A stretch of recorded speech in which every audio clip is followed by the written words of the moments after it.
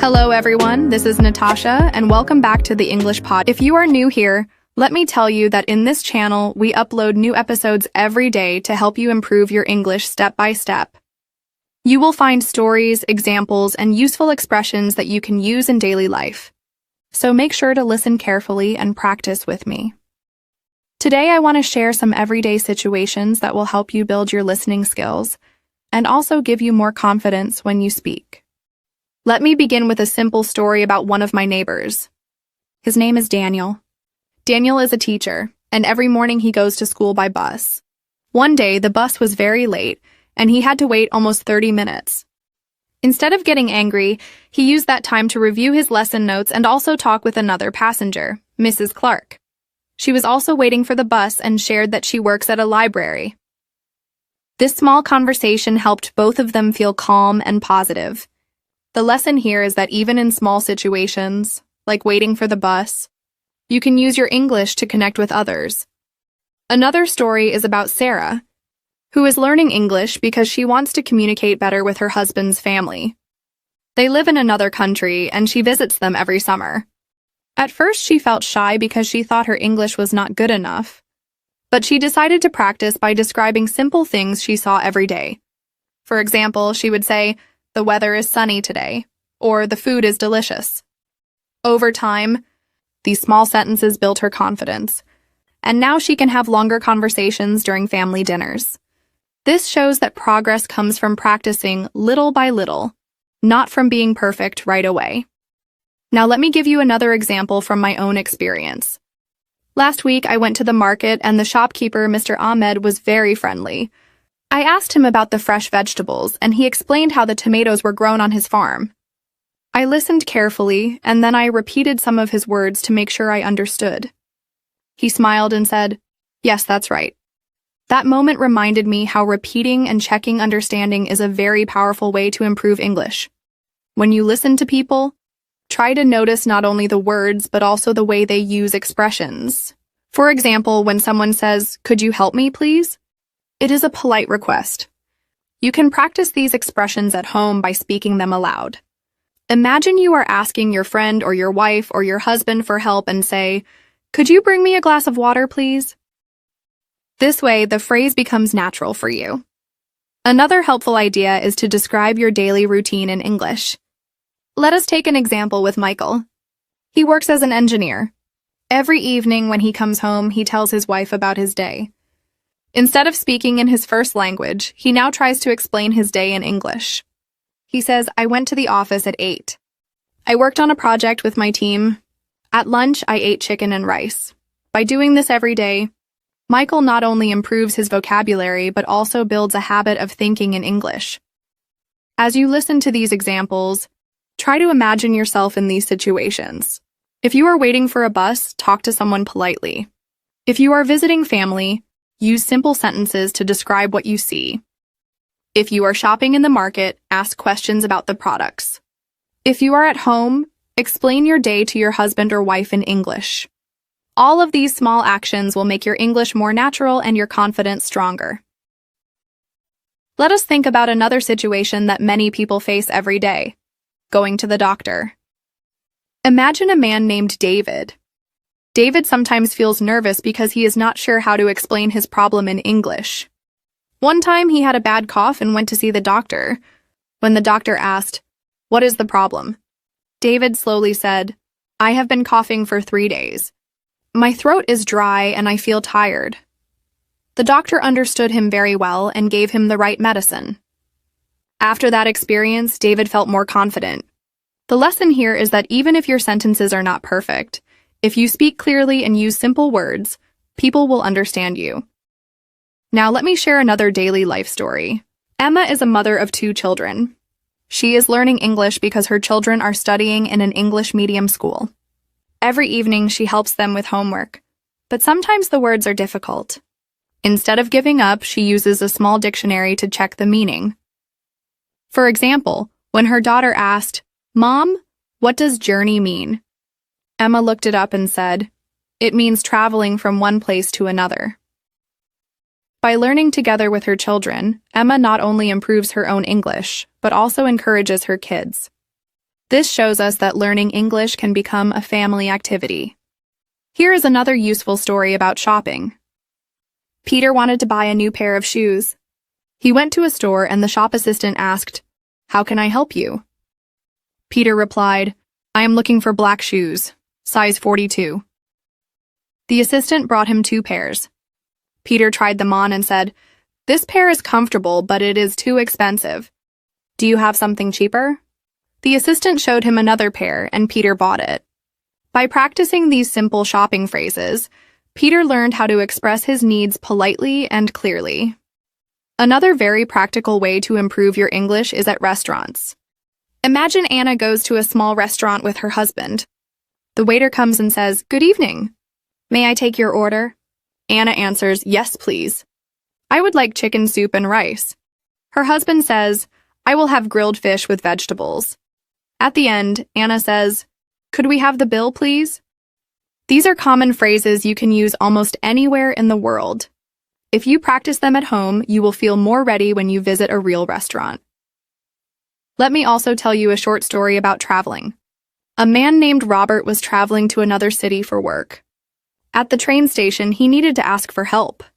He went to the information desk and said, "Excuse me, which platform is for the train to Brighton?"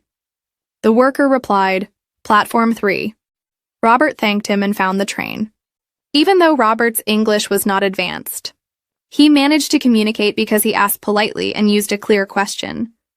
Another example comes from Maria, who wanted to practice speaking with her neighbors. She noticed that her neighbor Mrs. Green often worked in her garden. One day Maria smiled and said, "Your flowers are very beautiful."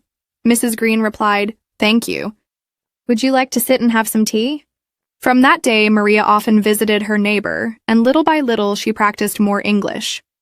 This story shows how small compliments can open the door to bigger conversations. Sometimes you may need English at work.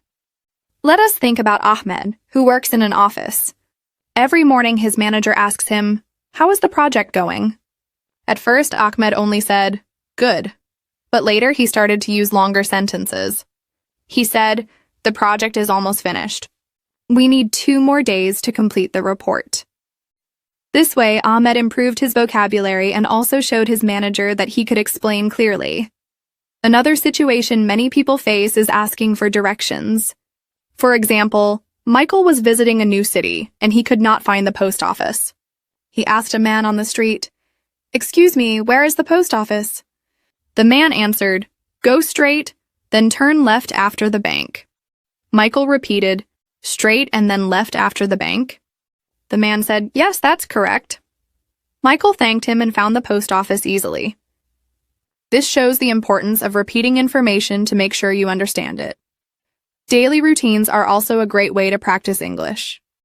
Let me share about Laura. Every morning, she wakes up at 6, prays, and then prepares breakfast for her family. She tells her husband, "Breakfast is ready." Later, she says to her son, "It's time for school." In the evening, she says, "Please wash your hands before dinner." These small sentences may look simple, but when you say them in English every day, sometimes you will need English when visiting public services. Imagine a man named Thomas who went to the post office to send a package to his brother. He walked to the counter and said, "I would like to send this package to London, please." The clerk asked, "Do you want normal delivery or express delivery?" Thomas replied, "Express, please." "How many days will it take?" The clerk explained, "It will arrive in 2 days." Thomas paid, thanked the clerk, and left with a receipt.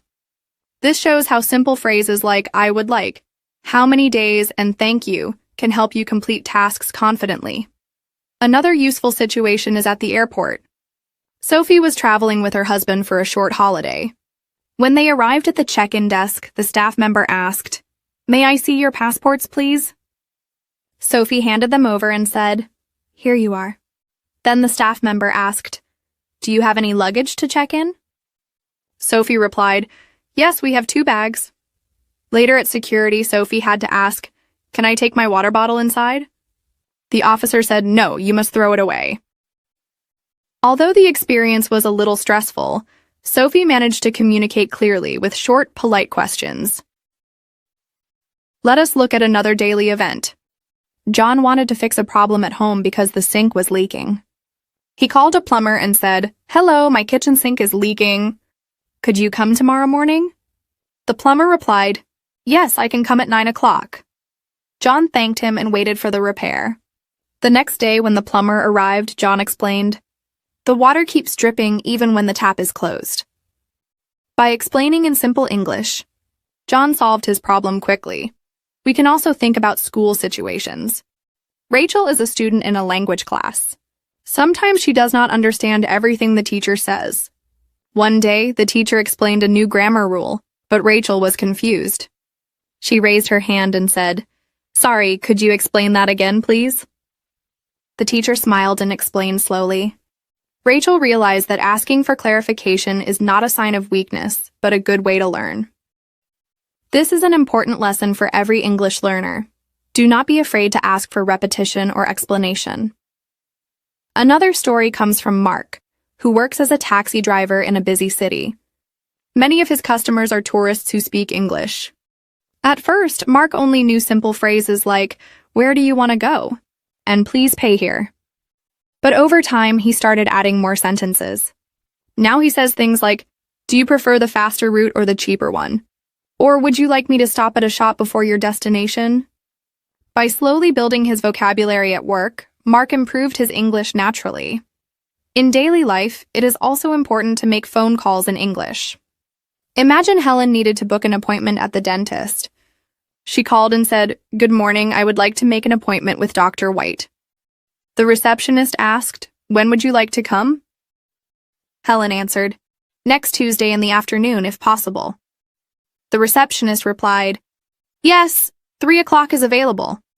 Helen said, "Thank you very much. See you then."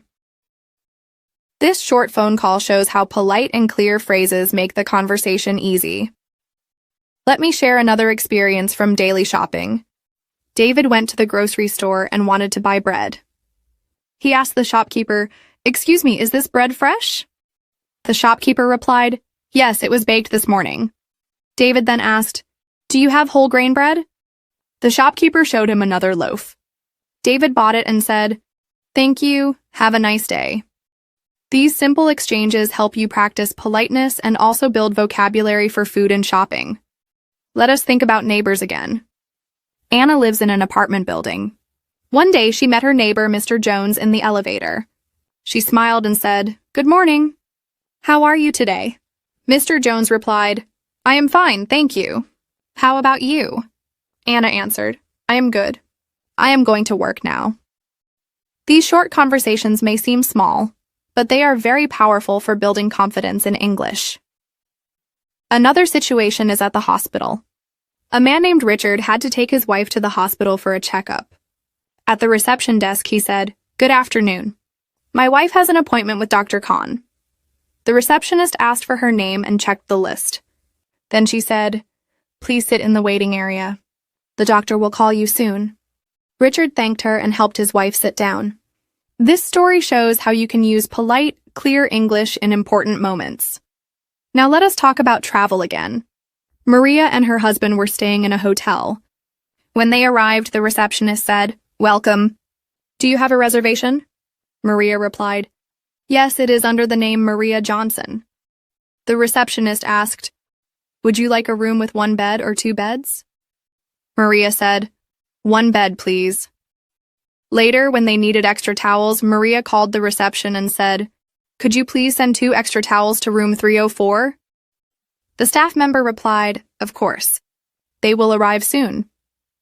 This is a good example of how to make polite requests in English. Sometimes practicing English can also happen when you least expect it. James was walking in the park when a tourist asked him, "Excuse me, do you know where the museum is?" James answered, "Yes, go straight and then turn right. It is next to the library."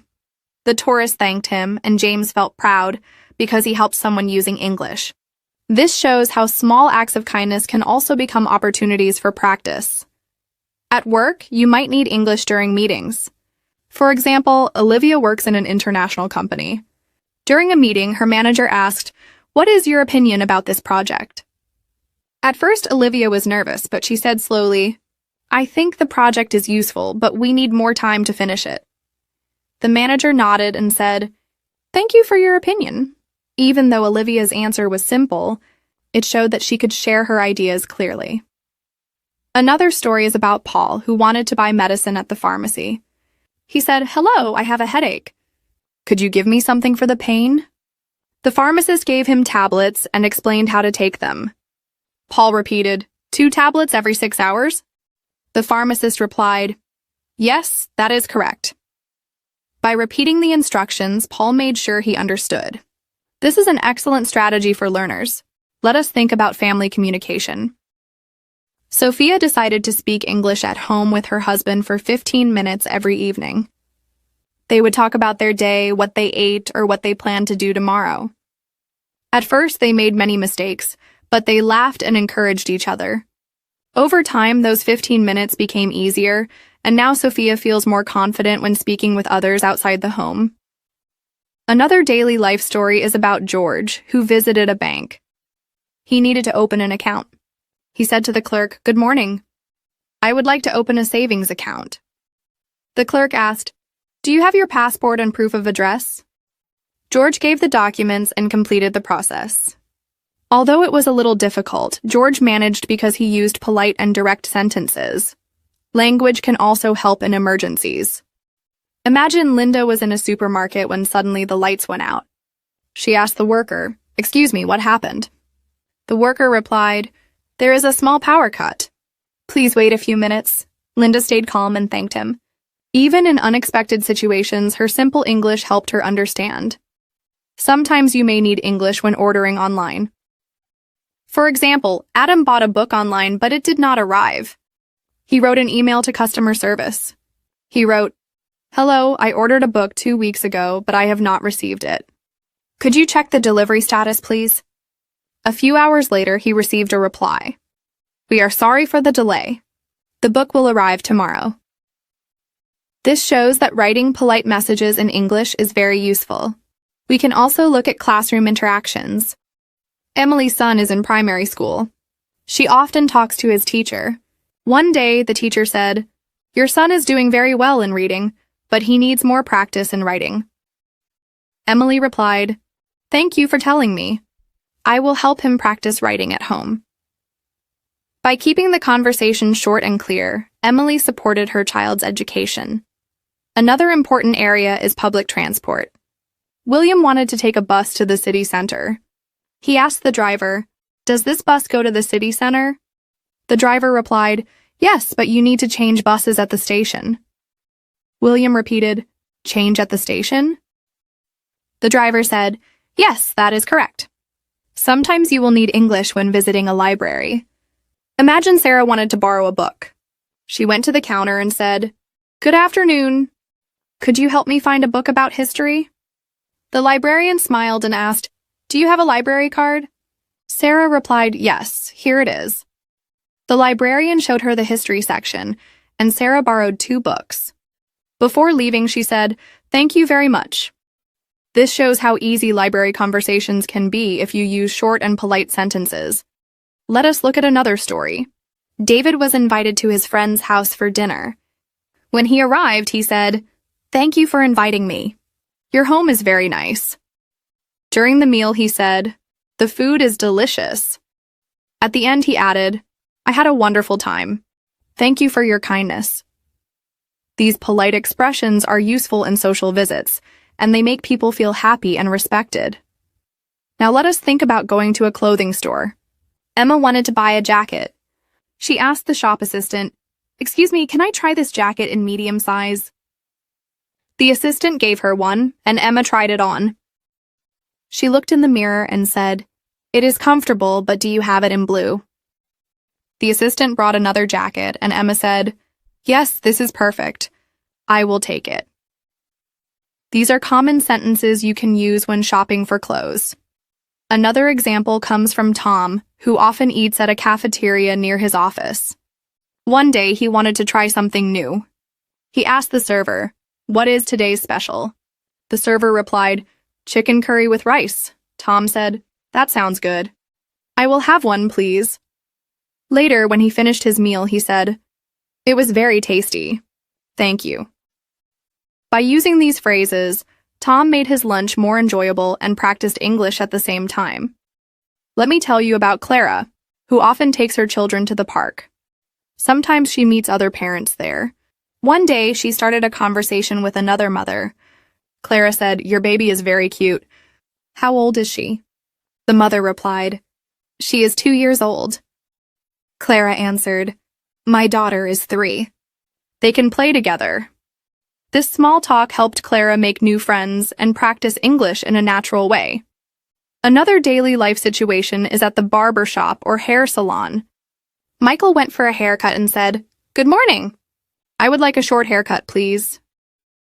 The barber asked, "Do you want me to cut the sides shorter?" Michael replied, "Yes, please, but leave the top a little longer." After the haircut, he looked in the mirror and said, "That looks great. Thank you very much." These short instructions are very useful when you need to explain what you want.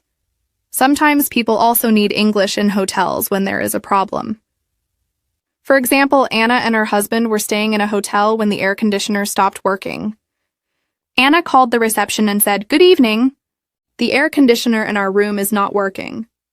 Could you please send someone to fix it?" The receptionist replied, "Yes, we will send a technician right away."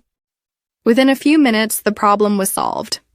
This story shows the importance of knowing how to describe problems politely. Now let us talk about the bakery. Peter went to buy some bread and cake. He said, "Good afternoon. Could I have 1 loaf of bread and 2 slices of chocolate cake, please?" The baker replied, "Of course. Would you like anything else?" Peter answered, "No, thank you." That is all. He paid and said, "Have a nice day." These are short, polite sentences that you can practice easily. Another useful example is when you visit a farmer's market. Laura wanted to buy fresh fruit. She asked the seller, "How much are these apples?" The seller replied, "They are $3 a kilo." Laura said, "Please give me 2 kilos. Later, she asked, "Are these bananas ripe?" The seller answered, "Yes, they are ready to eat." These simple questions and answers can help you every time you buy food. Sometimes you may need English when visiting a clinic. George had a back pain and went to see the doctor. He said, "Doctor, I have had back pain for 1 week." The doctor asked, "Does it hurt when you sit or when you walk?" George replied, "It hurts when I sit for a long time." The doctor gave him advice and medicine. George thanked the doctor and said, "I will follow your instructions." This shows how clear communication helps in health situations. Another everyday situation is at the bus station. Rachel wanted to travel to another city. She went to the ticket counter and said, "Good morning. I would like 1 ticket to Oxford, please." The clerk asked, "Do you want a return ticket?" Rachel replied, "Yes, please. How much is it?" The clerk told her the price and Rachel paid. She said, "Thank you for your help." These are phrases that make travel smoother. Now let us talk about invitations. Paul invited his colleague Mr. Lee to his house for tea. Paul said, "Would you like to come to my house this Saturday afternoon?" Mr. Lee replied, "Yes, thank you." "What time should I come?" Paul said, "Come at 4 o'clock." On Saturday, when Mr. Lee arrived, Paul welcomed him warmly. This story shows how simple it is to invite and host someone using polite English. Sometimes English is needed in sports or hobbies. For example, Daniel joined a local football club. On the first day, he said to the coach, "I am new here. Could you please tell me the rules?" The coach explained everything clearly. During the game, Daniel said to another player, "Pass me the ball, please." These small phrases helped him enjoy the sport and also learn teamwork in English. Another daily event is buying tickets for the cinema or theater. Susan wanted to watch a play with her husband. At the counter, she said, "Good evening. Could I have 2 tickets for tonight's show?" The clerk asked, "Would you like seats in the front or the back?" Susan replied, "In the middle, please." Later, when they entered the theater, Susan said, "This is exciting. I hope we enjoy the play." This example shows how easy it is to handle such situations. Let me share a story about cooking classes. Emily wanted to learn how to bake bread. She joined a small English-speaking class. The teacher said, "Please mix the flour with water." Emily repeated, "Mix the flour with water." Later, the teacher said, "Now put the dough in the oven." Emily followed the steps and enjoyed the class. Practicing English in activities like cooking can be fun and useful. Another situation is at the pharmacy. Robert went to buy vitamins. He said, "Hello, could you give me vitamins for energy?" The pharmacist asked, "Do you want tablets or syrup?" Robert replied, "Tablets, please." The pharmacist explained, "Take one tablet every day." Robert said, "Thank you for your help." By learning these small exchanges, you can feel more confident in health-related conversations. Now let us think about house repairs. Linda wanted to fix a broken window. She called a carpenter and said, "Hello, my window is broken. Could you repair it this week?" The carpenter replied, "Yes, I am free on Thursday." Linda said, "That is perfect. Please come in the morning." This is another example of how polite requests can solve problems easily. Another useful daily life conversation is at the bank machine. Alex wanted to withdraw money, but the machine was not working. He went inside the bank and said, "Excuse me, the cash machine outside is not working. Could I withdraw money here at the counter?" The clerk replied, "Yes, of course.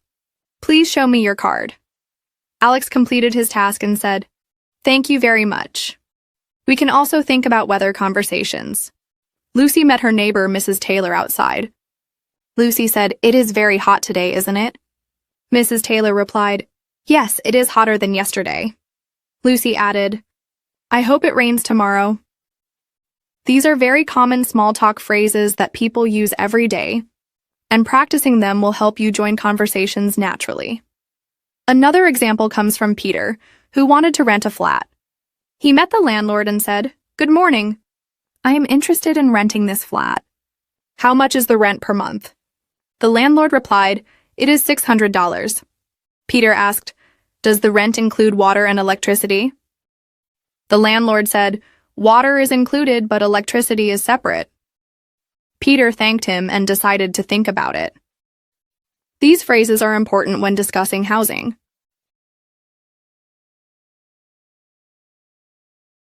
Sometimes you may need English when going to a repair shop. Imagine Daniel's bicycle had a flat tire. He went to the shop and said, "Good morning. My bicycle has a flat tire. Could you fix it, please?" The mechanic replied, "Yes, it will take 20 minutes. Daniel said, "Thank you. I will wait here." This short conversation shows how easy it is to explain problems when you use clear sentences. Another situation is at the bakery early in the morning. Clara wanted to buy breakfast for her family. She asked, "Could you give me 6 bread rolls and 2 croissants, please?" The baker replied, "Here you are." Clara added, "Do you also have fresh orange juice?" The baker said, "Yes, we do." Clara smiled and said, "Great. I will take 1 bottle." This story shows how simple it is to order several items politely. Let us move to a new example about attending a wedding. Martin was invited to his colleague's wedding. When he met the bride and groom, he said, "Congratulations on your wedding. I wish you happiness." During the dinner, he spoke with other guests and said, "The decorations are beautiful." At the end, he said, "Thank you for inviting me. I had a wonderful time." These polite words are very helpful during special occasions. Sometimes English is needed when you visit a government office. Olivia needed to renew her passport. She went to the counter and said, "Good morning. I need to renew my passport." The officer asked, "Do you have your old passport and a photo?" Olivia replied, "Yes, here they are." The officer said, "Please fill out this form." Olivia completed the form and said, "Thank you for your assistance." Using polite words makes such processes much easier. Now let us talk about visiting a park. James went for a walk and wanted to rent a bicycle. He went to the rental desk and asked, "Excuse me, how much does it cost to rent a bicycle for 1 hour?" The worker said, "It is $5. James replied, "Okay, I will take one, please." After finishing, he returned the bicycle and said, "Thank you. It was very nice." These short sentences are useful in many leisure activities. Another everyday story is at a coffee shop. Laura ordered drinks for herself and her husband. She said, "I would like 1 cup of tea and 1 cappuccino, please." The barista asked, "Would you like sugar or milk?" Laura answered, "Yes, milk, please, but no sugar." After receiving the drinks, she said, "Thank you. Have a good day." This shows how easy it is to handle small conversations in cafes. Now think about visiting the zoo with children. Peter and his wife took their kids to the zoo. At the entrance, Peter said, "2 adult tickets and 2 child tickets, please." Later, when his children wanted ice cream, he asked the seller, "How much is 1 ice cream?" The seller replied, $2 each. Peter bought 4 and said, "Thank you." This example shows useful vocabulary for family outings. Sometimes English is used when buying electronic items. Helen wanted to buy a new phone charger. She asked the shopkeeper, "Does this charger work with Samsung phones?" The shopkeeper replied, "Yes, it does." Helen added, "Is there a warranty?" The shopkeeper said, "Yes, 1 year." Helen replied, "Great, I will buy it." These questions and answers are useful in technology shops. Another story is about helping tourists. Richard was standing near a museum when 2 visitors asked, "Excuse me, is there a restaurant nearby?" Richard said, "Yes, there is one across the street next to the pharmacy." The visitors thanked him, and Richard felt proud because he helped someone in English. Even short directions are a good practice. Let us think about school again. Mary had to talk to her son's teacher about homework. She said, "My son finds math difficult. Could you give him extra exercises?" The teacher replied, "Yes, I will prepare some worksheets." Mary thanked the teacher and said, "That will help a lot." This type of communication is common for parents. Another useful area is gardening. Michael went to buy seeds from a shop. He asked, "Do you have tomato seeds?" The shopkeeper replied, "Yes, they are over there." Michael added, "How often should I water them?" The shopkeeper said, "Every 2 days." Michael replied, "Thank you for the advice." This conversation shows how asking questions builds knowledge. Sometimes English is needed when taking a taxi. Anna called a taxi and said, "Please take me to the train station." The driver asked, "Do you want the fastest way or the cheapest way?" Anna replied, "The cheapest way, please." When she arrived, she paid and said, "Thank you very much." These polite sentences are easy to use anywhere. Another story is about ordering food delivery. Daniel called a restaurant and said, "Good evening. I would like to order 2 chicken pizzas and 1 salad." The worker asked, "What is your address?" Daniel gave his address and added, "How long will it take?" The worker said, "About 30 minutes. Daniel replied, "Thank you." Ordering food by phone is a useful practice for learners.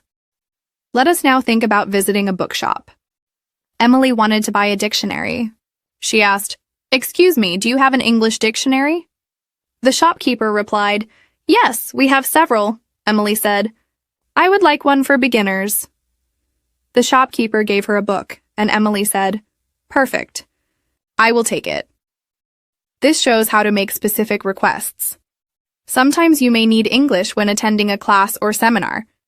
George attended a workshop and said to the teacher, "Excuse me, could you repeat the last point?" The teacher explained again, and George wrote it down. Later, he asked another question. "Could you give an example?" These polite questions made the lesson clearer. Another story is about visiting a museum. Sarah bought a ticket and asked the guide, "What time does the tour start?" The guide replied, "At 11 o'clock. Sarah said, "Thank you. I will wait near the entrance." Later, she asked, "Can I take photos inside?" The guide replied, "Yes, but without flash." These questions are useful for cultural visits. Now let us move to daily fitness. Paul joined a gym and said to the trainer, "I am new here. Could you show me how to use this machine?" The trainer explained step by step. Paul repeated, "So first I adjust the seat, then I lift slowly." The trainer said, Yes, that is correct. These small exchanges build confidence in health activities. Another useful story is at the bakery during a festival. Clara wanted to buy a cake for her family. She said, "Do you have a chocolate cake for 6 people?" The baker replied, "Yes, we have one." Clara asked, "Can you write Happy Family Day on it?" The baker said, "Of course." Clara smiled and said, "Thank you very much." Special occasions also give opportunities for practicing English. Sometimes you may need English when asking for help. Robert was at the train station and his bag was heavy. He asked a worker, "Excuse me, could you help me carry this bag to the platform?" The worker replied, "Yes, no problem." Robert thanked him and felt relieved. This story shows how kindness and polite requests can make life easier. Another daily story comes from Lisa, who went to the dentist. She said, "Doctor, I have a toothache on the left side." The dentist asked, "How long have you had this pain?" Lisa replied, "For 3 days." The dentist gave her treatment, and Lisa said, "Thank you for helping me." These are practical sentences for health visits. Sometimes English is important at the airport. David was flying to another city. At the check-in counter, he said, "Good morning. I would like to check in for my flight to London." The staff asked, "Do you have your passport and ticket?" David replied, "Yes. Here they are." After receiving his boarding pass, he said, "Thank you very much." Simple sentences like these make travel smoother. Now let us talk about grocery shopping again, but this time at a larger supermarket. Emma wanted to buy ingredients for dinner. She asked an employee, "Excuse me, where can I find pasta?" The worker replied, "It is in aisle 5. Emma then said, "And where is the olive oil?" The worker pointed and said, "Next to the pasta." Emma thanked the worker and continued shopping. Asking short questions is always helpful in big stores. Another useful story comes from Tom, who went to a clothing store. He wanted a new jacket. He asked, "Do you have this in medium size?" The shop assistant replied, "Yes, please try it on in the fitting room." Tom tried it and said, "It fits well." "How much is it?" The assistant answered, $60. Tom said, "Okay, I will take it." This shows how to shop for clothes with confidence. Let us think about being at a pharmacy. Anna needed medicine for her cold. She asked the pharmacist, "Do you have cough syrup?" The pharmacist replied, "Yes, do you want sugar-free or regular?" Anna answered, "Regular, please." The pharmacist said, "Take 1 spoon 3 times a day." Anna replied, "Sometimes English is needed at the bank." Michael wanted to open a new account. He said, "Good morning. I would like to open a savings account." The banker replied, "Do you have your ID and proof of address?" Michael answered, "Yes, here they are." The banker said, "Please fill out this form." Michael replied, "Thank you. I will complete it now." Banking conversations are often short and polite. Another example is at a hotel. Lucy checked in and said, "Good afternoon. I have a reservation under Lucy Miller." The receptionist asked, "May I see your passport?" Lucy gave it and added, "Does the room include breakfast?" The receptionist replied, "Yes, it does." Lucy said, "Thank you very much." These useful lines help in travel situations. Let us move to a restaurant experience. James wanted to order lunch. He said, "Could I see the menu, please?" The waiter gave it to him. James then asked, "What do you recommend?" The waiter replied, "The grilled chicken is very popular." James said, "Okay, I will take that and 1 lemonade." After finishing, he told the waiter, "The food was excellent. Thank you." Polite expressions make dining experiences enjoyable. Another story comes from school life. Sophia was helping her daughter with homework. She told the teacher, "My daughter is confused about science. Could you explain the homework instructions again?" The teacher kindly repeated them. Sophia said, "Thank you, that makes it much clearer." Parents often need simple questions like this when communicating with teachers. Sometimes English is useful in an emergency. Peter saw smoke in a building and called the fire service. He said, "There is smoke coming from the 3rd floor of the building at 25 King Street." The operator replied, "We are sending help immediately." Please stay safe. Peter stayed calm and gave clear information. In emergencies, short and direct English is very important. Another everyday example is at the post office. Clara wanted to send a package. She asked, "How much does it cost to send this box to Canada?" The worker replied, "It depends on the weight. Please put it on the scale." After checking, the worker said, "It is $15. Clara said, "Okay, I will send it. Thank you." These steps are useful for international mailing. Let us imagine someone visiting a library. Richard wanted to borrow a book. He asked, "Excuse me, how many books can I borrow at once?" The librarian said, "You can borrow 3. Richard replied, "How long can I keep them?" The librarian answered, "For 2 weeks." Richard said, "Thank you, I will choose my books now." Clear questions make learning places easier. Another story is about buying tickets for a concert.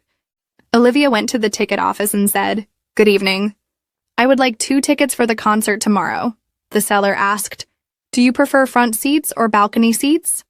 Olivia replied, "Front seats, please." After paying, she said, "Thank you very much." Concerts and events also give chances to practice English. Sometimes English is used at the doctor's office. Daniel visited his doctor and said, "I have a headache and a sore throat." The doctor asked, "Do you also have a fever?"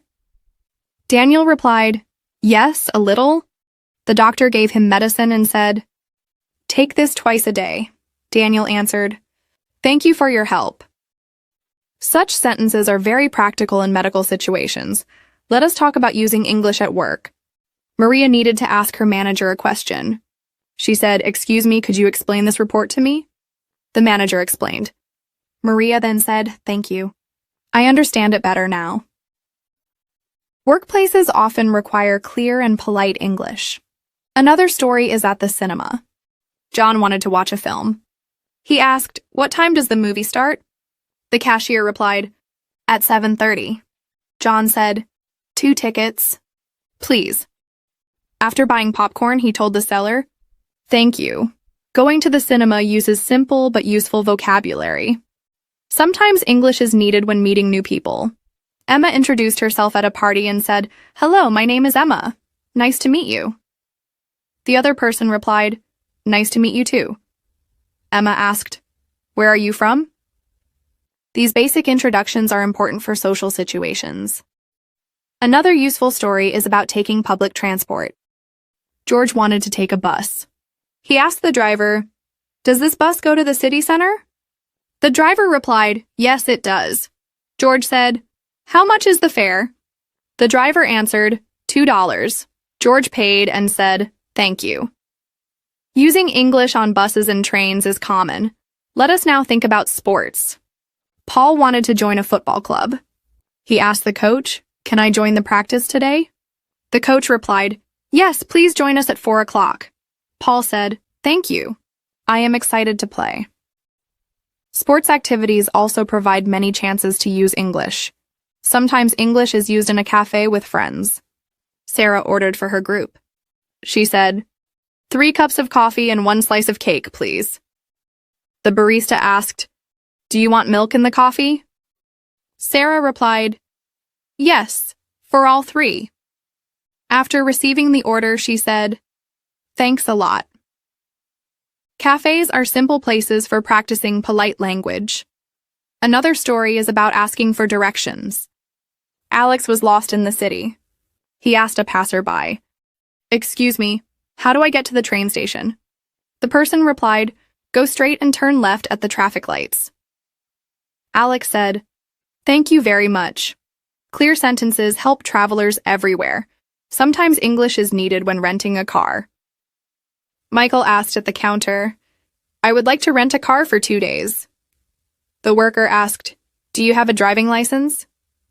Michael replied, "Yes, here it is." The worker said, "Please sign this form." Michael said, "Thank you." Car rental conversations are usually short and simple. Another useful story is at the market. Lisa wanted to buy fresh fruit. She asked, "How much are the apples?" The seller said, $3 per kilo. Lisa replied, "Okay, I will take 2 kilos." After paying, she said, "Thank you."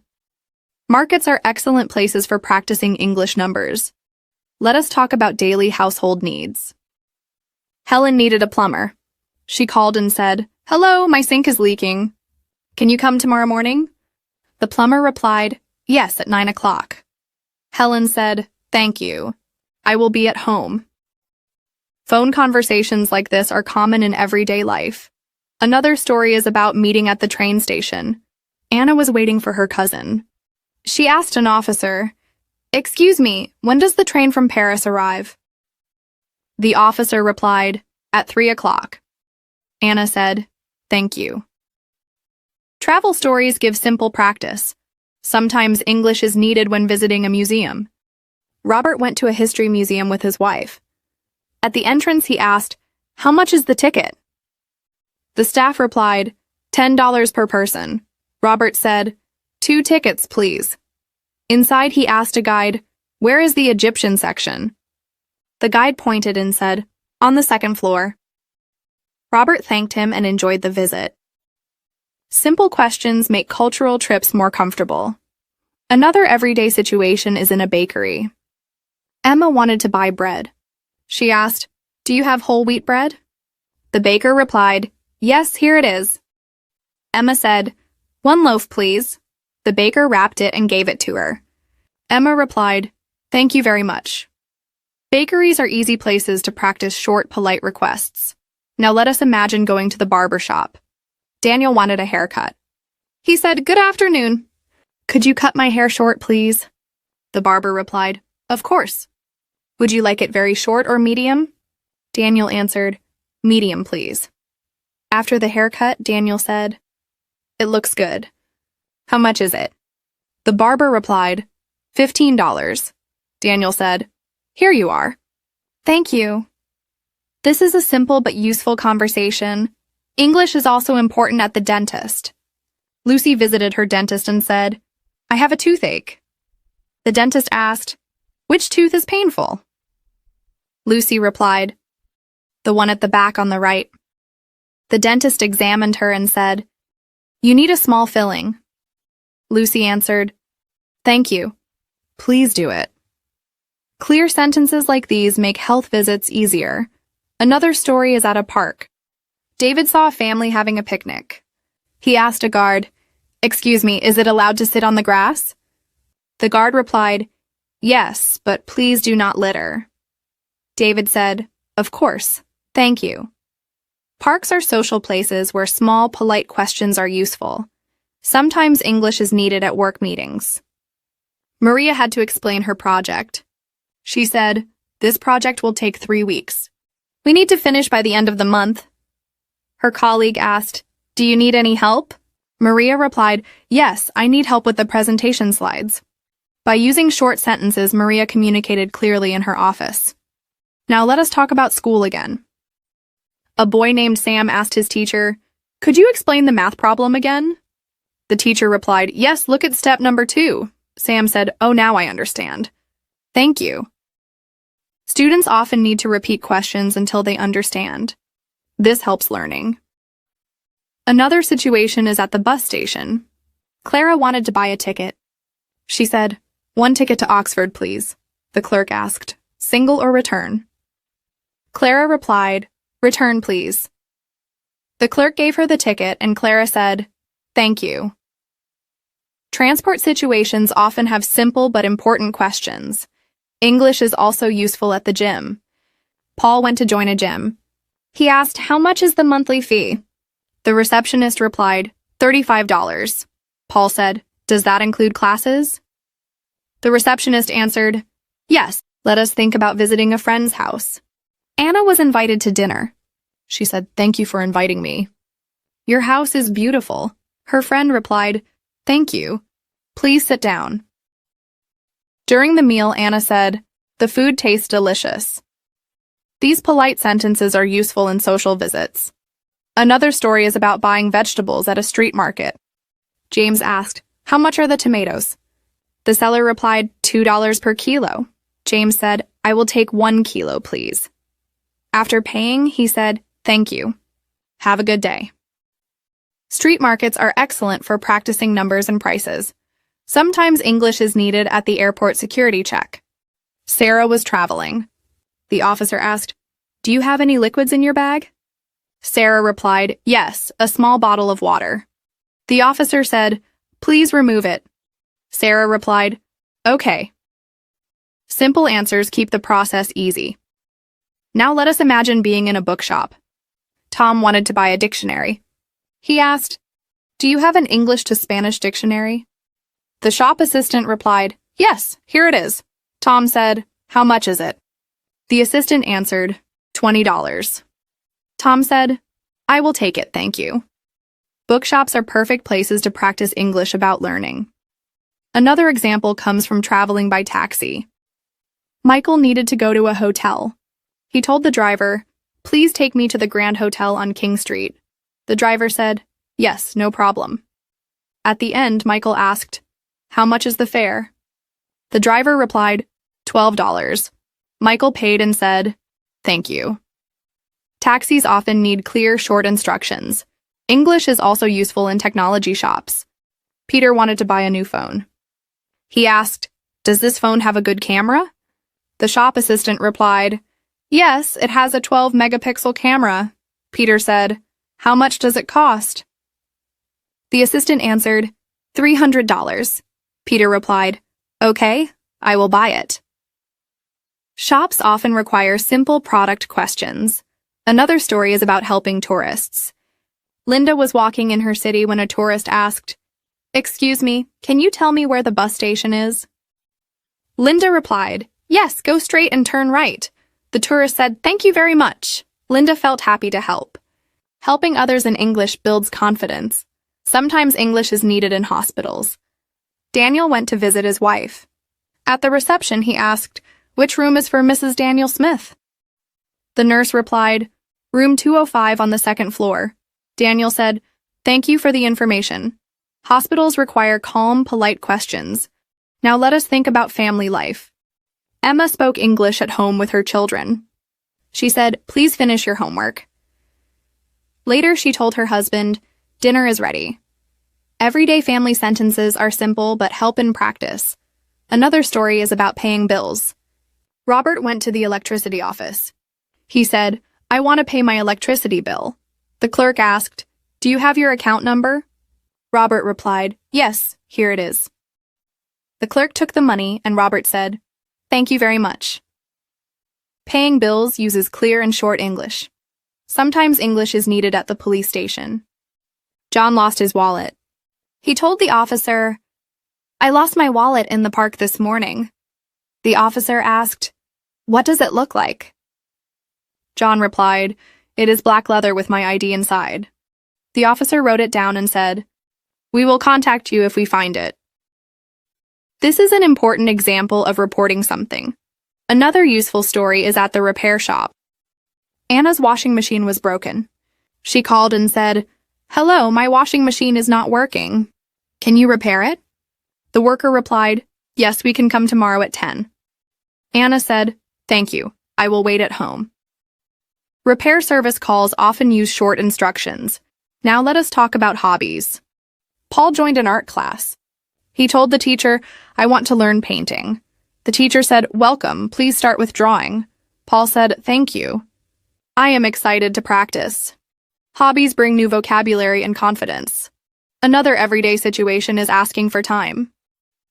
Clara met a stranger and said, "Excuse me, what time is it?" The person replied, "It is 3:30. Clara said, "Thank you." Asking for the time is very common. Sometimes English is needed at a wedding reception. Michael attended his cousin's wedding. He said to the bride and groom, "Congratulations. You both look wonderful." The couple replied, "Thank you for coming." Weddings are special moments to use polite phrases. Another story is about gardening. Helen went to a shop and asked, "Do you sell flower seeds?" The seller replied, "Yes, we have many types."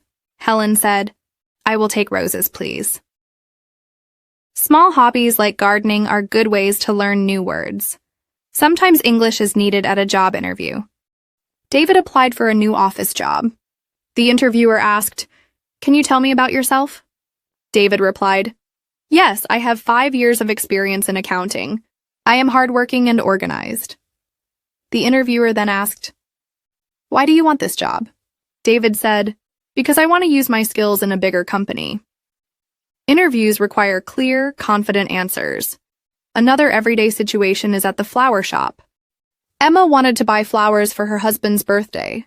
She asked, Do you have roses? The seller said, Yes, red and white. Emma replied, 1 dozen red roses, please.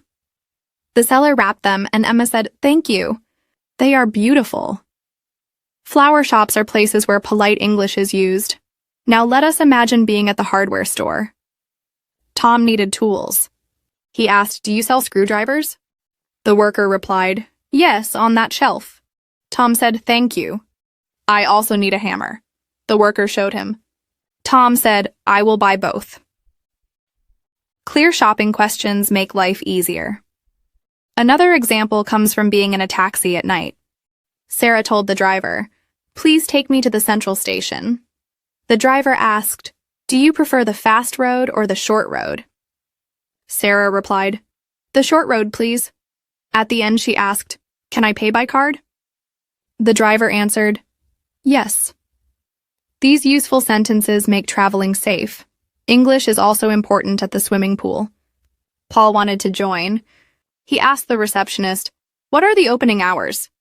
The receptionist replied, From 7 in the morning to 9 in the evening. Paul said, Thank you. I will come tomorrow morning. Schedules are important vocabulary in such places. Another story is about the bakery again, but this time for cakes. Lucy wanted to order a birthday cake. She said, I need a chocolate cake for tomorrow. The baker asked, How many people? Lucy replied, 10 people. The baker said, We will prepare it. Lucy answered, Thank you very much. Ordering food is always good practice. Sometimes English is needed at the petrol station. Robert said, Fill the tank, please. The worker asked, Do you want petrol or diesel? Robert replied, Petrol, please. After filling, Robert said, How much is it? The worker answered, $45. Robert paid and said, Thank you. Driving situations often use short sentences. Now let us think about a travel agency. Anna went to book a holiday. She said, I would like a holiday package to Turkey. The agent asked, Do you prefer a hotel by the beach or in the city? Anna replied, By the beach, please. The agent said, We have a good option for 1 week. Anna answered, Great! I will book it. Travel conversations often use choices. Another story is about visiting the zoo. James asked the ticket seller, How much is the entrance? The seller replied, $5 for adults, $3 for children. James said, 1 adult and 2 children, please. Inside, he asked a worker, Where are the lions? The worker replied, Near the main gate. James said, Thank you. Zoos are fun places to use English. Sometimes English is needed at the electronics repair shop. Michael said, My laptop is not working. Can you fix it? The worker asked, What is the problem? Michael replied, The screen is black. The worker said, We will check and call you tomorrow. Michael answered, Thank you. Repair shops often need simple descriptions. Another example is about visiting a pharmacy for vitamins. Clara asked, Do you have vitamin C tablets? The pharmacist said, Yes, how many bottles? Clara replied, 1, please. The pharmacist gave it, and Clara said, Thank you very much. Pharmacies are important for daily health needs. Let us think about going to the park with children. Emma told her son, Let us play on the swing. Another mother nearby said, Your child is very friendly. Emma replied, Thank you. How old is your son? The other mother said, He is 5. Conversations in parks are friendly and simple. Another story is at the office canteen. Ahmed asked, What is for lunch today? The worker replied, Chicken curry and rice. Ahmed said, 1 plate, please. After eating, he said, The food was very tasty. Thank you. Small sentences like this make workplace life smoother. Sometimes English is needed in an elevator. Anna entered and asked a person, "Which floor is the library?" The person replied, "Fifth floor." Anna pressed the button and said, "Thank you." Even short elevator conversations are useful for practice. Now let us imagine going to a stationery shop. David asked, "Do you have notebooks?" The seller replied, "Yes, many types." Lined or blank? David said, "Two lined notebooks, please." He paid and said, "Thank you." Stationary vocabulary is important for students. Another example is about visiting an optician. Laura said, "I need new glasses." The optician asked, "Do you need them for reading or distance?" Laura replied, "For reading, please." The optician checked her eyes and gave advice. Laura said, "Thank you for your help." Sometimes English is needed at the market for bargaining. Peter asked, "How much is this bag?" The seller replied, $20. Peter said, "Can you make it 15?" The seller replied, "Okay, 17. Peter said, "Deal. Thank you." Bargaining is a fun way to practice numbers and polite words. Another story is about waiting at the doctor's reception. Sarah asked, "How long is the wait?" The nurse replied, "About 15 minutes. Sarah said, "Thank you." Even short questions save time. English is also important at home repairs. John called an electrician and said, "The lights are not working." The electrician replied, "I will come tomorrow at 10. John said, "Thank you. Please call me when you arrive." Repairs often use polite requests. Now let us think about visiting a clothing market. Helen asked, "Do you have scarves?" The seller said, "Yes, many colors." Helen replied, "I will take a blue one." After paying, she said, "Thank you." Clothing vocabulary is helpful for daily life. Another story is at the swimming class. David told the teacher, "I cannot swim well." The teacher replied, "Do not worry, we will start with simple exercises." David said, "Thank you. I feel better now." Encouraging words make learning easier. Sometimes English is needed at the bakery for breakfast. Maria said, "2 croissants and 1 coffee, please." The baker replied, "Here you are." Maria said, "Thank you." Breakfast orders are simple but useful. Another example comes from a conference. Michael introduced himself. "Hello, I am Michael from London." Another person said, "Nice to meet you. I am Anna from Berlin." These introductions help in professional events. English is also used at the car mechanic. Paul said, "My car makes a strange noise." The mechanic asked, "When does it happen?" Paul replied, "When I drive fast." The mechanic said, "Leave the car here. We will check." Paul said, "Thank you." Describing problems clearly is important. Another story is about a birthday party. Emma told her friend, "Happy birthday. I hope you enjoy your day." Her friend replied, "Thank you for coming." Social gatherings often need polite greetings. Sometimes English is useful at the airport customs. The officer asked, "Do you have anything to declare?" James replied, "No, only personal items." The officer said, "Okay, you may go." Short answers keep travel stress-free. Another story is at the shoe shop. Anna asked, "Do you have running shoes in size 38? The assistant replied, "Yes, try these." Anna tried them and said, "They are comfortable. I will buy them." Shopping vocabulary is always helpful. Let us imagine a situation at the bank. A man named Daniel needed to open a savings account. He walked up to the counter and said, "Good morning. I would like to open a savings account." The bank clerk asked, "Do you have your identification?" Daniel replied, "Yes, here is my passport." The clerk then said, "Please fill out this form with your name, address, and signature." Daniel carefully completed the form and handed it back. By the end, he had successfully opened his account. This shows how useful it is to know formal phrases like, "I would like to," when making requests. Now picture a family traveling together. Sarah, her husband James, and their 2 children were at the airport. At the check-in desk, the assistant asked, "May I see your tickets and passports, please?" Sarah handed them over and replied, "Here they are." Then the assistant said, "Would you like window or aisle seats?" Sarah smiled and said, "Window seats, please." After checking in, Sarah told her children, "Remember to stay close to us."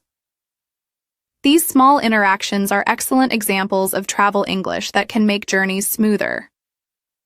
Another very helpful example comes from the supermarket. Linda wanted to buy fresh vegetables. She asked the shop assistant, "Excuse me, where can I find the carrots?" The assistant answered, "They are in aisle 4, near the potatoes." Linda thanked her and went to pick them up. Later at the checkout, the cashier asked, "Do you need a bag?" Linda replied, "Yes, please." With these simple phrases, shopping becomes easy and comfortable. Let us move to another workplace story. Thomas works in construction. One day his supervisor asked, "Can you finish this task by the afternoon?" Thomas replied, "I will try my best, but I may need 1 more hour." The supervisor said, "That is fine. Just let me know when you finish." By using polite and honest answers, Thomas built trust with his supervisor. Even in simple jobs, communication in English can make teamwork much stronger. Here is another useful moment about visiting the library. Emma wanted to borrow a book about history. She went to the librarian and said, "Hello, I would like to borrow this book." The librarian asked, "Do you have your library card?" Emma said, "Yes, here it is." After scanning the card, the librarian replied, "You can keep the book for 2 weeks." Emma thanked her and left happily. Library conversations are often short, but learning key phrases can help you quickly find what you need. Another everyday example comes from public transport. A man named Paul was taking a bus. When he got on, he asked the driver, "Does this bus go to Central Park?" The driver replied, "Yes, but you need to change at the next station." Paul said, "Thank you for telling me." Later, he asked another passenger, "Excuse me, which stop is Central Park?" The passenger replied, "The 3rd stop after this one." Paul was able to reach his destination because he asked polite and clear questions. Let us now think about ordering food for delivery. A woman named Rachel called a restaurant. She said, "Good evening, I would like to order 2 chicken curries and some rice." The person on the phone asked, "What is your address?" Rachel answered, "It is 25 Oak Street, apartment 3. Then the person said, "The food will arrive in 30 minutes. Rachel replied, "Thank you very much." Even a simple phone call can give you a chance to practice English. Now let me tell you about a parent-teacher meeting. John and his wife went to their son's school. The teacher greeted them and said, "Good afternoon, your son is doing well in class, but he needs more practice in writing." John replied, "Thank you for telling us. We will help him at home." His wife added, "Could you suggest some books for practice?" The teacher gave them a list of helpful materials. This story shows how English can be used politely in formal situations with teachers. Here is another scene. Visiting a pharmacy. Peter had a headache, so he went inside and asked, "Do you have medicine for headache?" The pharmacist replied, "Yes, we have tablets. Would you like the regular or the stronger one?" Peter said, "The regular one, please." The pharmacist then explained, "Take 1 tablet every 6 hours with water." Peter thanked him and left. This short exchange shows how useful it is to know clear and direct phrases at the pharmacy. Let us talk about community life. Mary moved to a new neighborhood. On her first day, she saw her neighbor washing the car. Mary said, "Good morning, my name is Mary, I just moved next door." The neighbor smiled and replied, "Welcome to the neighborhood. If you need anything, feel free to ask." That small introduction helped Mary feel more comfortable, and later she was able to make new friends in the area. Another daily example is at the clothing store. A woman named Angela wanted to buy a dress. She asked the shop assistant, "Excuse me, can I try this dress on?" The assistant replied, "Yes, the changing room is over there." After trying, Angela said, "It is a little too big. Do you have a smaller size?" The assistant brought another dress and it fit perfectly. Angela said, "I will take this one, please." By learning these expressions, shopping for clothes becomes easier. Imagine another story at the post office. Michael needed to send a letter overseas. He went to the counter and said, "I would like to send this letter to Canada." The clerk asked, "Would you like regular mail or express delivery?" Michael replied, "Express delivery, please." Then the clerk said, "That will be $12. Michael paid and received a receipt. This is a common situation many people face, and having the right vocabulary makes it simple. Now let us consider a meeting at work. Sophia had to give an update to her manager. She said, "This week we completed 2 parts of the project, but we need more time for the final stage." Her manager replied, "Thank you for the update. Please prepare a full report by Friday." Sophia agreed, "I will do that." With practice, even business English can become less stressful. Another story comes from a coffee shop. David wanted to order a drink. He went to the counter and said, "I would like a cup of tea with milk." The barista asked, "Small, medium, or large?" David replied, "Medium, please." The barista then said, "That will be $3. David paid and waited for his drink. These short and polite conversations help learners practice useful words every day. Next, let us think about visiting a hospital for a checkup. A woman named Hannah arrived at the reception desk. She said, "Good morning, I have an appointment with Dr. Smith at 10 o'clock. The receptionist checked the computer and replied, "Yes, please wait in the waiting area." Later, the nurse called, "Hannah Johnson?" Hannah stood up and said, "Yes, that is me." She was then guided to the doctor's office. These situations show the importance of listening carefully for your name. Now picture a man buying tickets for a train journey. His name was William. At the ticket office, he said, "I need 1 ticket to Manchester, please." The clerk replied, "Do you want a return ticket or one-way?"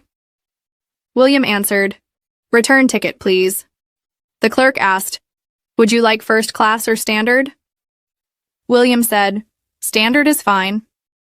With just a few phrases, William bought his ticket without any problem. Another example comes from meeting a new colleague. Sarah started a new job and met John on her first day. She said, "Hello, my name is Sarah. Nice to meet you." John replied, "Nice to meet you too. Welcome to the team." Sarah asked, "Can you tell me where the meeting room is?" John kindly showed her the way. This type of short introduction can make new jobs less stressful. Sometimes learners need English for online shopping. Imagine Lisa ordering a book online. She filled in her name, address, and payment details. When the book did not arrive, she wrote an email. "Dear customer service, I ordered a book 2 weeks ago, but it has not arrived yet. Could you please check the delivery?"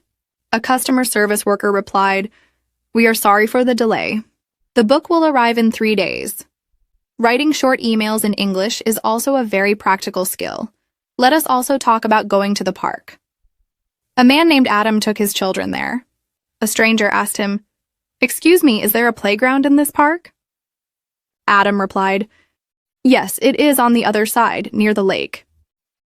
The stranger thanked him, and Adam felt happy that he could help using simple English. Practicing such polite phrases can make communication smoother in daily life. Imagine a man visiting the barber shop. His name was Henry. When he entered, the barber smiled and said, "Good afternoon. How would you like your haircut today?" Henry replied, "Please make it short on the sides and a little longer on the top." The barber nodded and started cutting. Halfway through, the barber asked, "Is this length okay?" Henry looked in the mirror and said, "Yes, that looks good, thank you." At the end, Henry said, "How much is it?" The barber replied, $10. Henry paid and said, "See you next time." A simple haircut can be a chance to practice polite questions and answers. Let us go to another story about a family dinner. Laura was preparing dinner at home with her husband, Mark. She asked, "Can you please cut the vegetables while I cook the rice?" Mark replied, "Of course, I will chop the carrots and onions." Later, their daughter Anna entered the kitchen and asked, "When will dinner be ready?" Laura smiled and said, "In 20 minutes. Please set the table." Even inside the house, families can practice English by giving small tasks and instructions. Another useful example comes from visiting a hotel. Michael and his wife checked into a hotel for the weekend. At the reception desk, Michael said, "Good evening, we have a reservation under the name Michael Brown." The receptionist checked the computer and replied, "Yes, we have your booking. Would you like a double room with breakfast?" Michael answered, "Yes, please." After giving their room key, the receptionist said, "If you need anything, dial 0." Michael thanked him and went upstairs. These phrases make hotel stays easier. Now picture a trip to the market. A woman named Clara wanted to buy some fruits. She asked the seller, "How much are the apples?" The seller replied, $2 per kilo. Clara said, "I will take 2 kilos, please." Then she pointed at the oranges and asked, "And how much are the oranges?" The seller answered, $3 per kilo. Clara said, "That is too expensive. I will only buy the apples today." Bargaining and asking for prices are common skills when shopping. Let us think about visiting a friend's house. David was invited to dinner at his neighbor's home. When he arrived, he said, "Thank you for inviting me." The host replied, "You are welcome, please come in." David brought a small gift, a box of dates, and said, "This is for you." The host smiled and replied, "That is very kind of you." During dinner, David said, "The food tastes wonderful." Compliments and polite phrases make social visits warm and friendly. Another everyday example is at the gym. A man named Joseph went to sign up for membership. He asked the receptionist, "Good morning, how much is the monthly fee?" The receptionist replied, "It is $35 per month." Joseph said, "Do you have family packages?" The receptionist explained, "Yes, we have a family plan for $60. Joseph replied, "That sounds good. I will join with my wife." Even in fitness centers, polite questions are important. Now imagine being at the bakery. Emily wanted to buy some bread. She said, "Good morning, can I have 1 brown bread and 6 bread rolls, please?" The baker replied, "Of course. Would you like anything else?"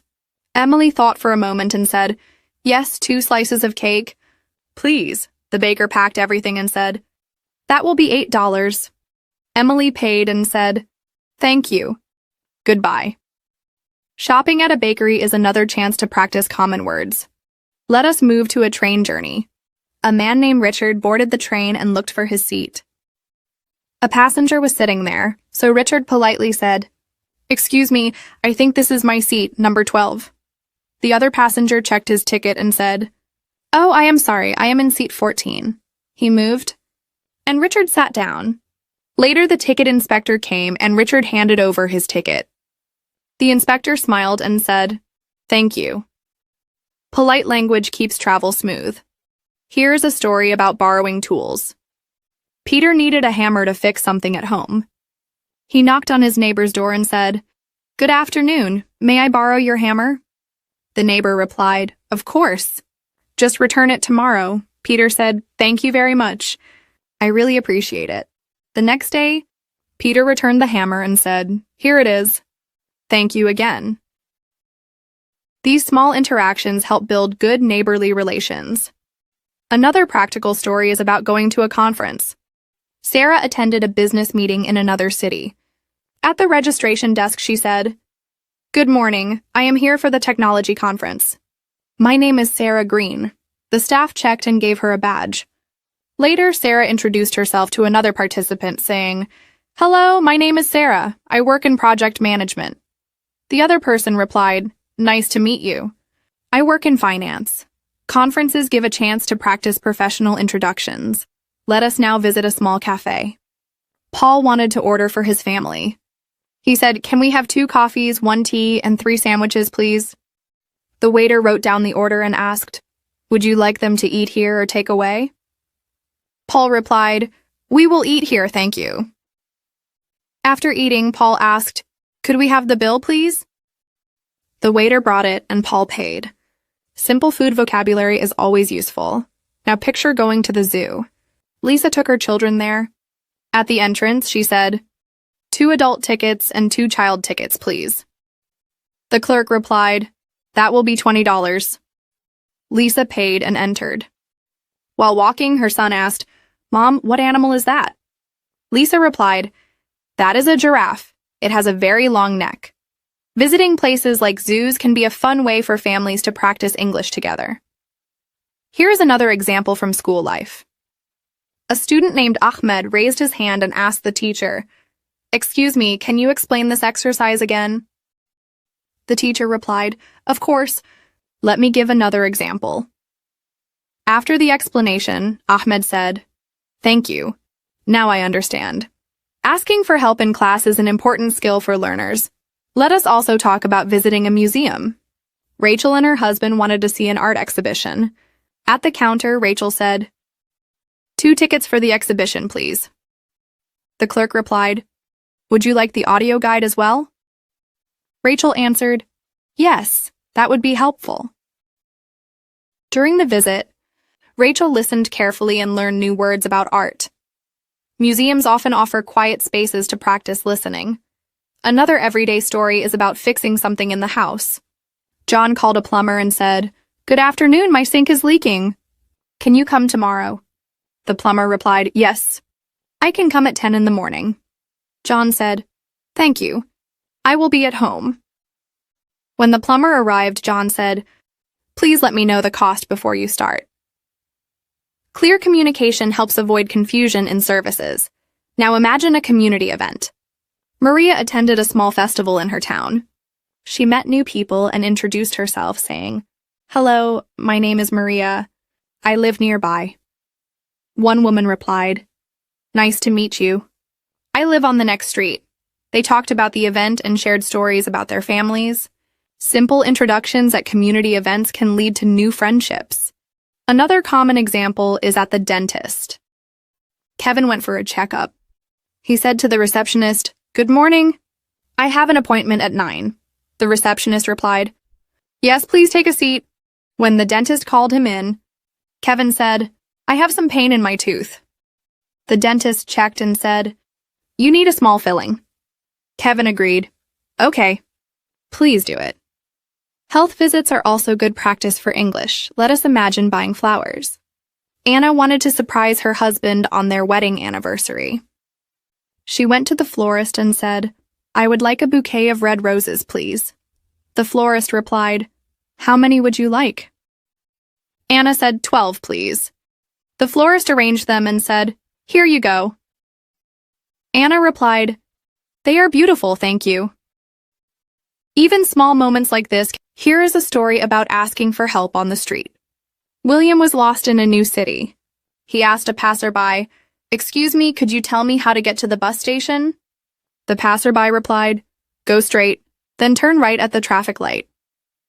William repeated, Straight and then right at the traffic light? The passerby confirmed, Yes, that is correct. William thanked him and found his way. Asking and confirming are useful strategies. Finally, let us picture a visit to a bookstore. Clara wanted to buy a dictionary. She asked the assistant, Excuse me, where can I find English dictionaries? The assistant replied, They are on the 2nd floor, next to the language section. Clara went upstairs, found the dictionary, and brought it to the counter. She said, I would like to buy this one, please. The cashier replied, That will be $15. Clara paid and left happily with her new book. Imagine going to a music shop. A man named Alex wanted to buy a guitar for his son.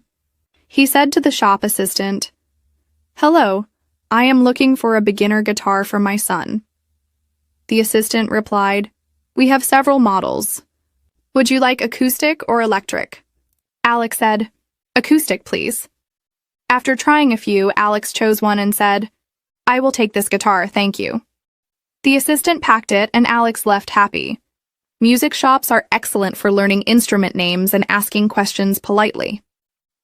Now picture visiting a bakery again, but for breakfast treats. Emma went to buy pastries for her family.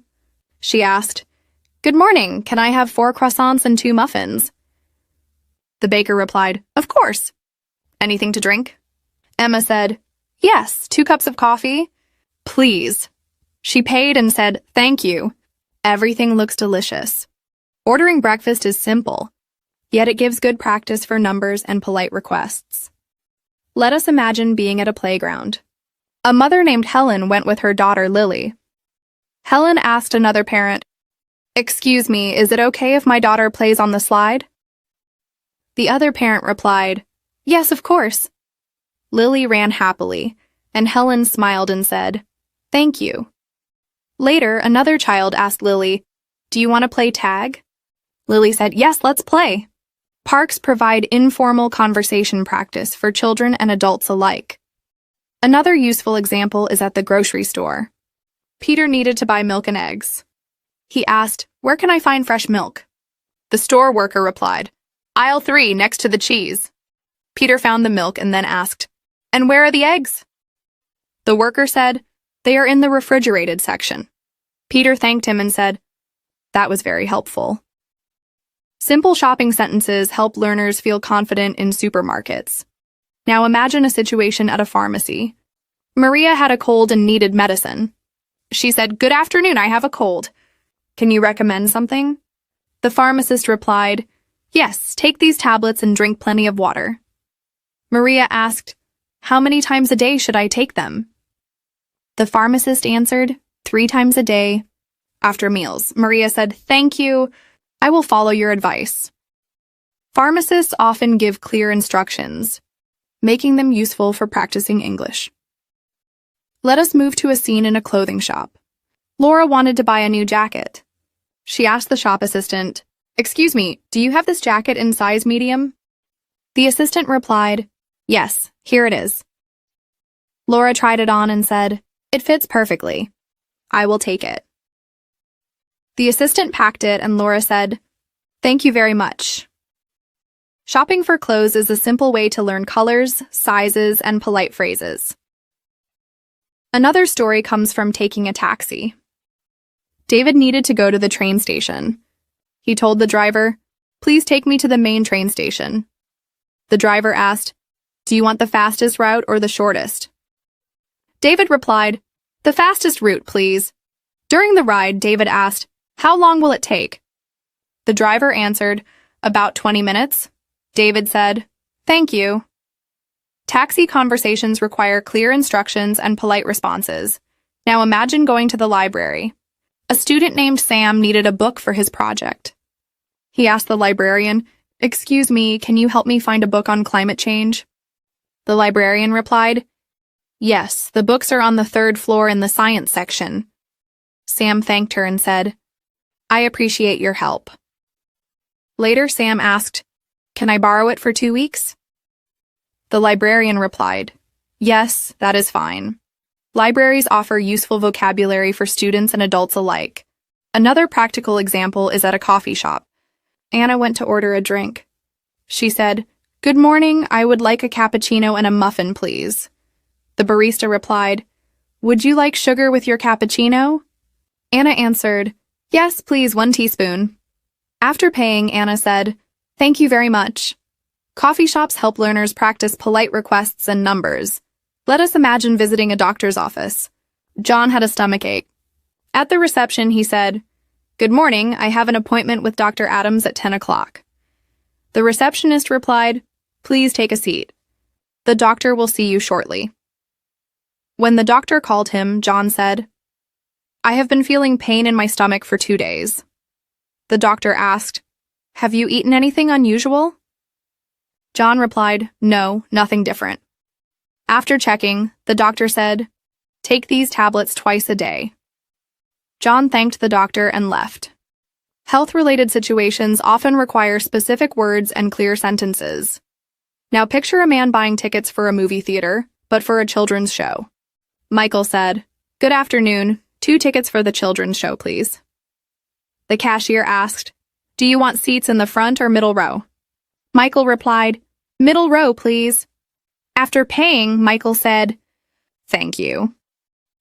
Ordering tickets helps practice numbers, preferences, and polite responses. Another story comes from visiting a park for jogging. Paul asked another runner, "Excuse me, is this path for jogging only?" The runner replied, "Yes, it is, but walkers can also use it." Paul said, "Thank you for telling me." Later, a jogger asked Paul, "Do you come here often?" Paul replied, "Yes, every morning." Parks are great for informal English practice. Let us move to a scene at a post office. Rachel needed to send a package. She said, "Good morning, I would like to send this parcel to Germany." The clerk asked, "Do you want standard or express delivery?" Rachel replied, "Express delivery, please." The clerk said, "That will be $15. Rachel paid and said, "Thank you very much." Post offices provide vocabulary about countries, numbers, and postal items. Now imagine attending a small social event. Emma met new people and said, "Hello, my name is Emma. I just moved here." A woman replied, "Nice to meet you."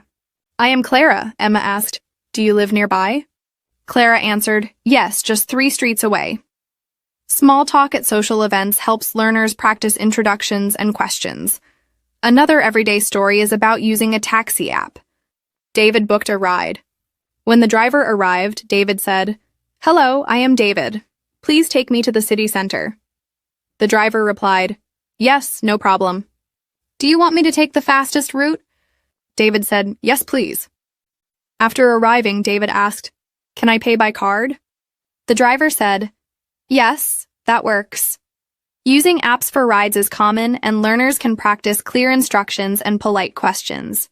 Now picture visiting a shoe shop. Lisa wanted new shoes. She asked the assistant, "Do you have size 37? The assistant replied, "Yes, we have several pairs." "Would you like leather or fabric?" Lisa answered, "Leather, please." She tried them on and said, "They fit perfectly. I will take these." The assistant packed them and Lisa said, "Thank you very much." Shoe shopping helps with sizes, materials, and polite exchanges.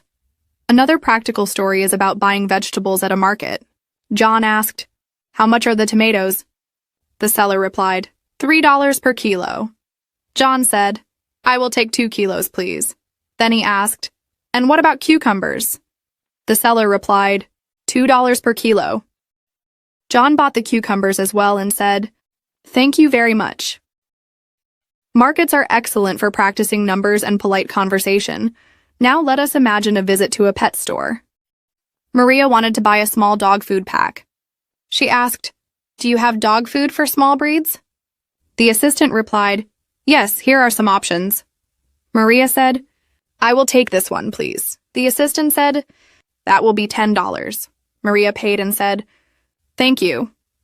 Pet stores are great for practicing animal-related vocabulary. Another story is about ordering food for lunch. Paul called a restaurant. He said, "Hello, I would like to order 1 chicken sandwich and a small salad, please." The restaurant worker asked, "Do you want it for pickup or delivery?" Paul replied, "Delivery, please."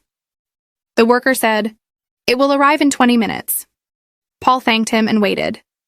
Phone conversations for food delivery are practical and common. Let us move to a library scenario. Emma asked the librarian, "Do you have the book, The Adventures of Tom Sawyer?" The librarian replied, "Yes, it is on the first floor in the literature section." Emma said, "Thank you. Can I borrow it for 1 week?" The librarian replied, "Yes, you can." Libraries are excellent for practicing polite questions and borrowing phrases. Now picture buying medicine at a pharmacy. Sarah had a headache. She asked, "Do you have medicine for headaches?" The pharmacist replied, "Yes, these tablets are effective. Take 1 every 6 hours." Sarah said, "Thank you." "How many tablets are in this pack?" The pharmacist answered, 20 tablets. Sarah paid and left. Imagine a man visiting a fruit shop. His name was Kevin. He asked the shop assistant, "Good morning, can I have 1 kilo of bananas and 2 kilos of apples?" The assistant replied, "Of course. Would you like ripe bananas or slightly green ones?" Kevin said, "Ripe, please." After weighing the fruit, the assistant said, "That will be $7." Kevin paid and said, "Thank you. Have a nice day." Fruit shops are excellent for practicing polite questions, numbers, and preferences. Now picture a family going to the zoo. Sarah, her husband James, and their daughter Lily were excited to see the animals. At the entrance, Sarah said, "3 tickets for adults and 1 for a child, please." The clerk replied, "That will be $30. Do you want a map of the zoo?" Sarah said, "Yes, that would be helpful." During the visit, Lily asked, "Mom, what animal is that?" Sarah replied, "That is a zebra. It has black and white stripes." Zoos give opportunities to learn animal names and descriptive words. Another useful example comes from a post office. Michael needed to send a package to his friend overseas. He said, "Good afternoon. I want to send this package to Canada." The clerk asked, "Do you want standard or express delivery?" Michael replied, "Express, please." The clerk said, "It will cost $20. Michael paid and said, "Thank you very much." Post office interactions are perfect for practicing countries, numbers, and delivery-related vocabulary. Let us now think about visiting a library. A student named Alex needed a book for his project. He said, "Excuse me, can you help me find a book about climate change?" The librarian replied, "Yes, the books are on the 3rd floor in the science section." Alex thanked her and asked, "Can I borrow it for 2 weeks?" The librarian replied, "Yes, that is fine." Libraries are useful for practicing polite questions and borrowing phrases. Now picture a scene in a bakery. Emily went to buy breakfast for her family. She said, "Good morning. Can I have 4 croissants, 2 muffins, and a loaf of bread, please?" The baker replied, "Certainly. Would you like any drinks?" Emily said, "Yes, 2 cups of coffee." "Please." After paying, Emily said, "Thank you. Everything looks delicious." Bakeries provide practice for numbers, polite requests, and food vocabulary. Another story comes from visiting a clothing shop. Laura wanted to buy a new jacket. She asked the shop assistant, "Do you have this jacket in size medium?" The assistant replied, "Yes, here it is." Laura tried it on and said, "It fits perfectly. I will take it." The assistant packed it, and Laura said, "Thank you very much." Clothing shops are ideal for practicing sizes, materials, and polite exchanges. Let us imagine taking a taxi. David needed to go to the airport. He told the driver, "Please take me to the airport as quickly as possible." The driver asked, "Do you want the fastest route or the shortest?" David replied, "The fastest route, please." During the journey, David asked, "How long will it take?" The driver answered, "About 30 minutes." David said, "Thank you." Taxi conversations are useful for giving instructions, asking questions, and using polite phrases. Now picture visiting a doctor's office. John had a stomachache. At the reception, he said, "Good morning. I have an appointment with Dr. Adams at 10 o'clock. The receptionist replied, "Please take a seat. The doctor will see you shortly." When the doctor called him in, John said, "I have been feeling pain in my stomach for 2 days. The doctor asked, "Have you eaten anything unusual?" John replied, "No, nothing different." After checking, the doctor said, "Take these tablets twice a day." John thanked the doctor and left. Health situations help learners practice clear, polite, and precise sentences. Now imagine a family visiting a restaurant for lunch. Michael and his wife Anna ordered food. Michael said, "We would like 2 plates of pasta, 1 salad, and 2 glasses of juice, please." The waiter asked, "Do you want your pasta with chicken or vegetarian?" Michael replied, "Chicken, please." After eating, Michael asked, "Can we have the bill, please?" The waiter replied, "Of course, that will be $25. Restaurants are excellent for practicing polite requests, food vocabulary, and numbers. Another practical example comes from visiting a pharmacy. Maria had a headache. She asked, Do you have medicine for headaches? The pharmacist replied, Yes, these tablets work well. Take one every 6 hours. Maria asked, How many tablets are in this pack? The pharmacist answered, 20 tablets.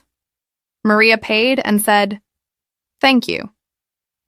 Pharmacy visits allow learners to practice medical vocabulary and polite questions. Let us move to a scene in a park.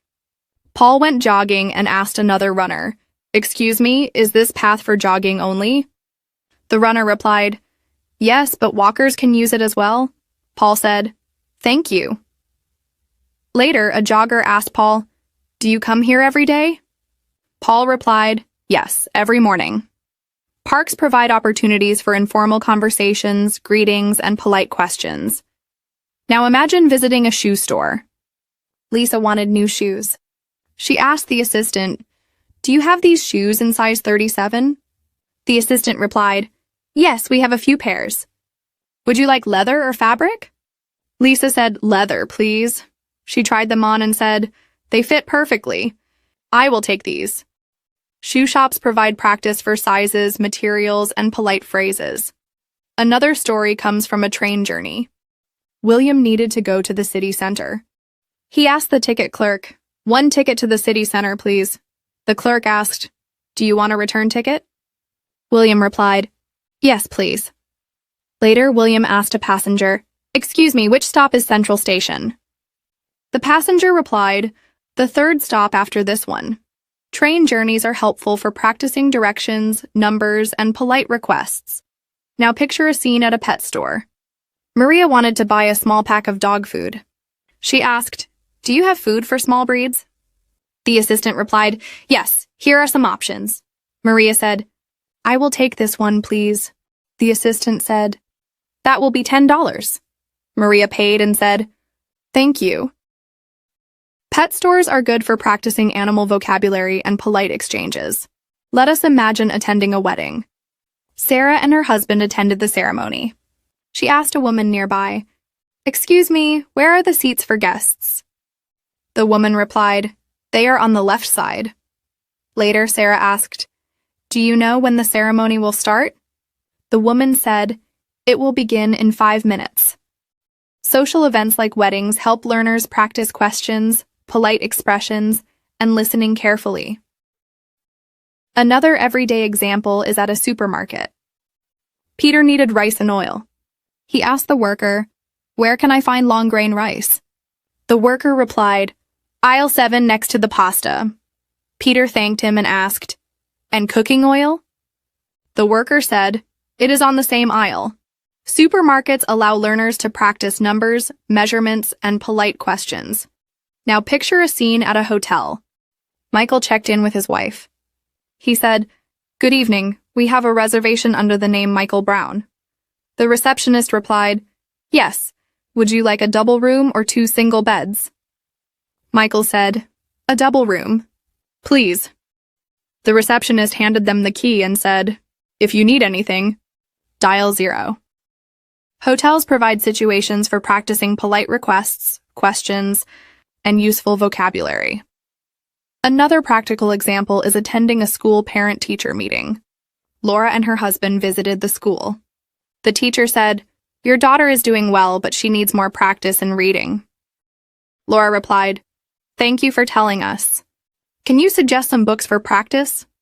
The teacher handed a list and said, These books will help. Parent-teacher meetings help learners practice polite questions, giving thanks, and clear responses. Now imagine ordering food for delivery. David called a restaurant and said, Good evening, I would like 2 pizza margarita and a small salad. The restaurant worker asked, Do you want delivery or pickup? David replied, Delivery, please. The worker said, It will arrive in 20 minutes. David thanked him. Ordering food by phone is a practical way to practice polite sentences and numbers. Let us move to a scene at a children's playground. Helen and her daughter Lily arrived at the slide. Helen asked another parent, Is it okay if my daughter plays here? The parent replied, Yes. Of course. Lily ran to the slide and Helen said, Thank you.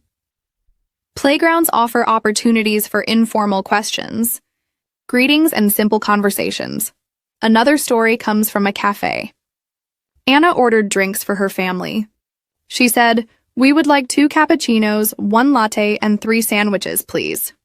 The barista asked, "Do you want them to eat here or take away?" Anna replied, "We will eat here." After receiving their drinks, Anna said, "Thank you very much." Cafes are ideal for practicing numbers, polite phrases, and food vocabulary. Now imagine a scene at a library.